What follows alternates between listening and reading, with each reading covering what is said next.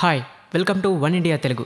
నాన్న నా ప్రాణం కాపాడంటూ 15 ఏళ్ల బాలిక సాయిశ్రీ తన తండ్రికి వాట్సాప్లో సెల్ఫీ వీడియో పంపిన ఘటనతో తాను కన్నీళ్లు పెట్టుకున్నట్టు తెలంగాణ రాష్ట్ర ఐటీ శాఖ మంత్రి కేటీఆర్ చెప్పారు. ఈ మేరకు ఈ విషయాన్ని ఆయన ట్విట్టర్లో ప్రకటించారు. ఆంధ్రప్రదేశ్ రాష్ట్రంలోని విజయవాడకు చెందిన సాయిశ్రీ క్యాన్సర్ వ్యాధితో మరణించింది. ఆమె మరణించడానికి ముందుగా తనకు ట్రీట్మెంట్ చేయించాలని తన తండ్రికి వాట్సాప్లో సెల్ఫీ వీడియోను పంపింది. అసలు విషయం ఏమిటంటే భార్యాభర్తలు విడిపోయారు. అయితే కూతురు పేరున ఉన్న ఇంటిని విక్రయించకుండా కొందరు కబ్జాదారులు అడ్డుకున్నారు. దీంతో సాయిశ్రీకి ట్రీట్మెంట్ చేయించడానికి ఇబ్బందులు ఏర్పడ్డాయి. అయితే ఇతర పిల్లల మాదిరిగానే తాను ఆడుకోవాలనుకుంటున్నాను, తనకు ట్రీట్మెంట్ చేయించండి నాన్న అంటూ ఆ కూతురు తండ్రికి వాట్సాప్లో సెల్ఫీ వీడియో తీసి పోస్ట్ చేసింది.